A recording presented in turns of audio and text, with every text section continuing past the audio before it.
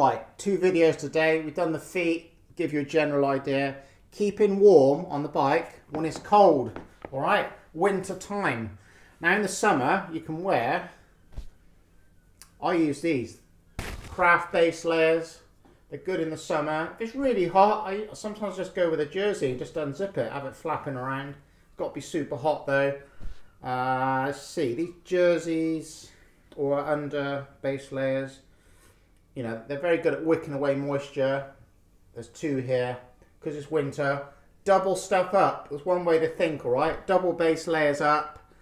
If you've got quite a tight fitting jacket, Castelli stuff can kind of fit snug. Think about thinner stuff underneath, all right, rather than bulky items. Or buy a size up just for winter, okay? So double up on the base layers. The other thing I've been wearing for the past 4, 5 plus years, Helly Hansen, big fan of these. I'll like double up these or even triple them up, all right? You can get long sleeve, short sleeve, depending on what I'm wearing. I'll short sleeve it, all right? And we'll wear some arm covers, all right? These are Sock Guy. Again, I think they're merino. Bought them about 4 or 5 years ago, I think.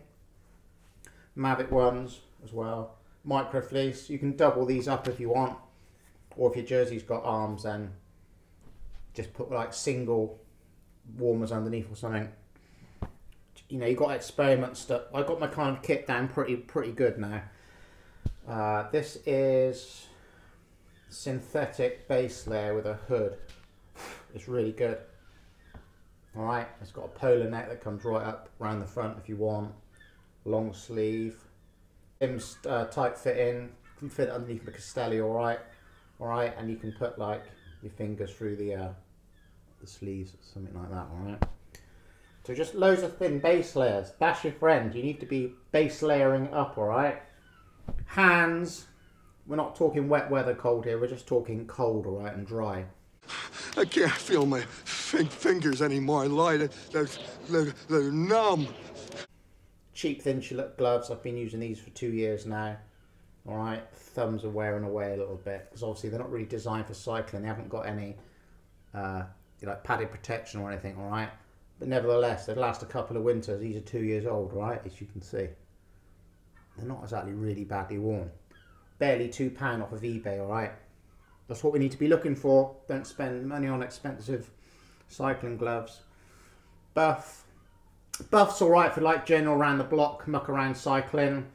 It's a comfort item. It does pack up small. As you can see, doesn't take up much room, does it? Alright. Various designs to suit you. And does the job. But you need to be really getting some protection up around here. So you're going to be want to wearing something like this. Ta-da! This is the first balaclava I ever bought. £5 or something off eBay. It's like a synthetic material, but I've been wearing this a lot. It's just kind of wearing a bit thin in places now, but still does the job in combination with cycle cap as well. All right. So you need to bear in mind like this area as well. So if it's really cold, I'm kind of going out to the wee hours, I'll be wearing something like this.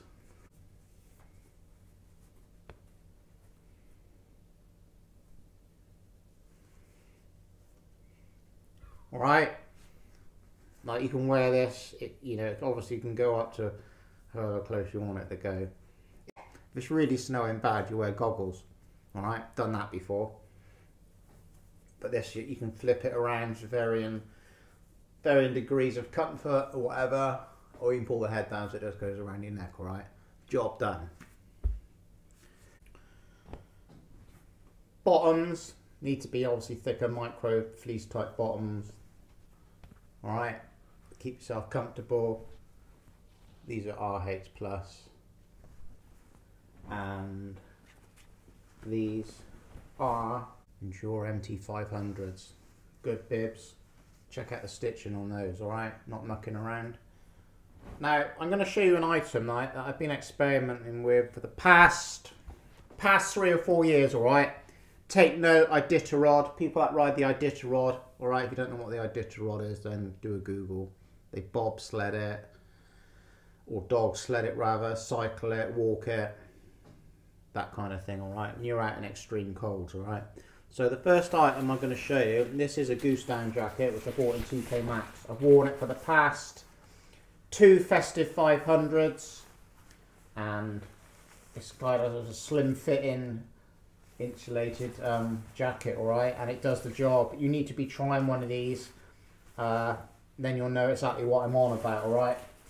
They pack down really tight, they compress down. You know how a sleeping bag compresses down.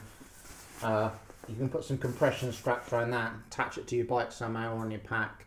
You might be thinking, I don't need that, what you want about P-Raw? Well, obviously you're not doing what I'm doing. You're obviously not riding a couple 100 kilometres at the back of nowhere.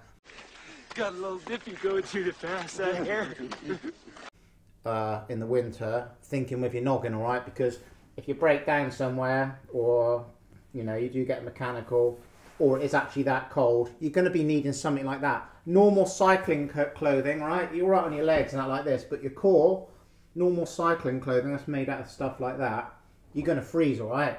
There's no quims about it. I don't care how flashy the Asos garment is, or Castelli, or whatever, however much money you think you've invested in something, unless your base layered up correctly, all right, and you're wearing an insulated jacket like this, you will freeze, all right? You're going to be getting yourself into a lot of trouble, all right? I've nothing more to say on that. I know a lot of people have started to wear these now. Where did you hear it first? From P-Raw, yeah.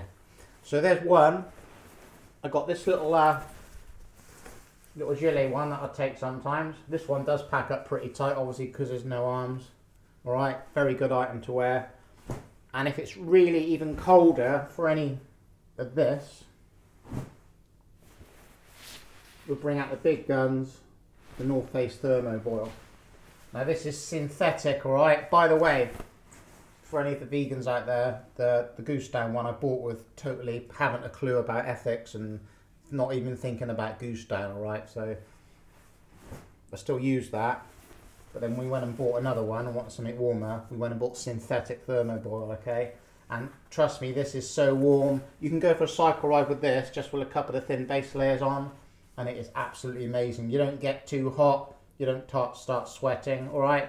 Bearing in mind, like, if you're going out round the block smashing it with your mates, They're numb. you're not going to be wearing that. You will like boil up, all right?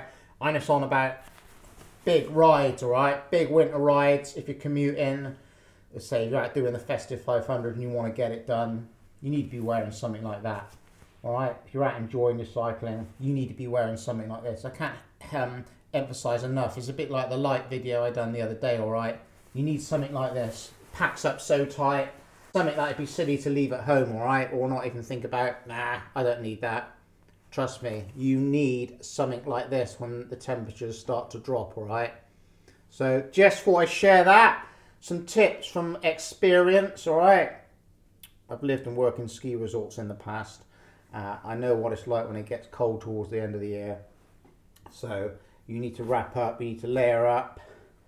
You need to get that fine balance between warm and boiling. You know, you need to kind of test stuff out. That's giving you something to go on, all right? Invest in a good balaclava. Invest in good arm warmers. Think thin, think base layers, think doubling up, think tripling up, and getting yourself an insulated jacket, and you won't go far wrong, all right? P-Raw over and out, top tips. Not kidding. Thanks for watching. By the way, if you're watching this video and you're not giving it a thumbs up or a thumbs down, why not?